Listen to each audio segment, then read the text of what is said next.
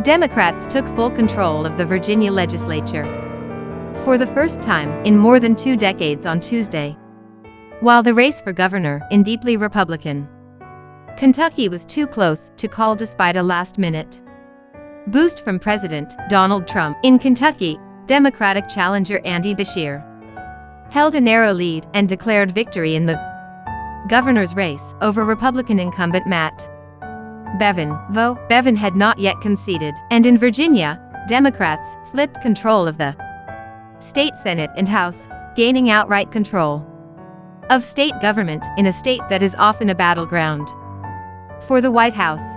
I'm here to officially declare today, November 5, 2019, that Virginia is officially blue, Democratic Governor Ralph Northam told a crowd of supporters in Richmond. A year before the presidential election, the results offered warning signs for both parties.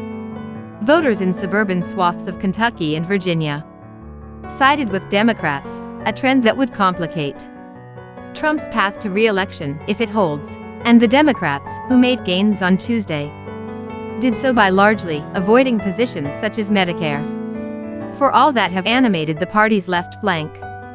In the Democratic presidential primary, Democratic pickups in Virginia occurred in Washington, D.C., and Richmond suburbs that already had trended in the party's direction in recent years. In Kentucky, Beshear gained considerable ground on Bevin in Kentucky's suburban Cincinnati, Ohio, counties that had helped propel the Republican to office 4 years ago.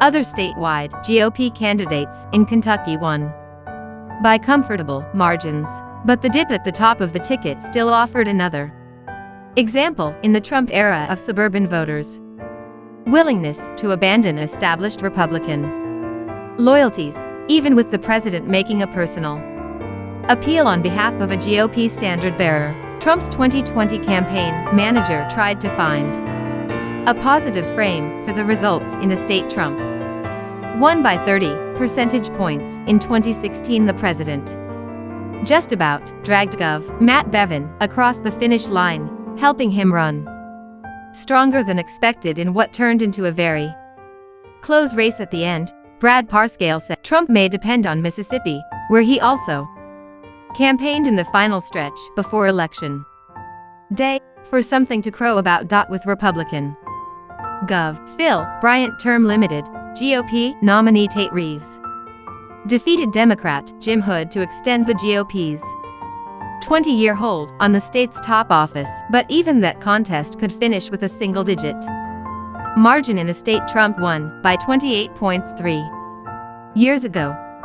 The tighter result for Reeves reflected the same suburban trends seen in other states, heavily Republican counties outside Jackson, Mississippi, and Memphis, Tennessee, still tilted to the GOP nominee, but by noticeably narrower margins than what Bryant had 4 years ago to win a second term. Legislative seats also were on the ballot in New Jersey, with Democrats positioned to maintain their overwhelming majorities and quell any opportunity for Trump to suggest that the Republicans were encroaching on Democratic territory ahead of 2020. While Tuesday's results aren't necessarily predictive of what will happen next November, voters in multiple states tied their decisions to the national atmosphere, particularly the president. In Kentucky, 73-year-old Michael Jennings voted straight Democratic. A Vietnam veteran, retired state worker and former journalist, Jennings described the president as unfit for office and a threat to American democracy. If Kentucky can send a small flare-up that we're making the necessary turn, that's a hopeful sign. That would have reverberations far beyond our state, he said. Yet Richard Simmons, 63, a butcher from Glen Allen, Virginia, was just as staunchly in the GOP camp, saying he voted for Gay Donna Vandergriff in a state house race. Her Republican affiliation, Simmons said, means everything to me, especially now. A staunch Trump support, Simmons called the impeachment investigation unfounded. It's one diversion after another to keep Trump from doing anything. He said he's helped the economy, like, big time. And I trust the guy. To explain Kentucky, Republicans undoubtedly will echo the Trump campaign and focus on Bevin's weaknesses. He spent his term battling with state lawmakers, including Republicans and teachers. Beshear, meanwhile, is well known as state attorney general and the son of Steve Beshear, who won 2 terms as governor from 2007 to 2016, even as the state trended more solidly Republican in federal elections. Still, a Bevin upset would leave Trump explaining why his signature tactic of late campaign rallies wasn't enough in a state he won easily in 2016. Senate Majority Leader Mitch McConnell, who easily defeated Bevin in a 2014 Senate primary, also has a vested interest in the outcome.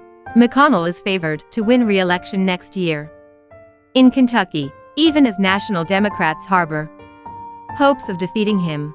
The powerful senator likely will see a fundraising bonanza for a potential challenger if Beshear prevails. In Mississippi, Republicans have dominated state politics for 2 decades.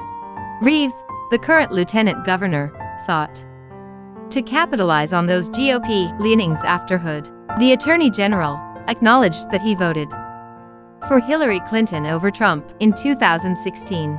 Hood needed a high turnout of the state's African American voters and a better than usual share of the white vote to pull off the upset.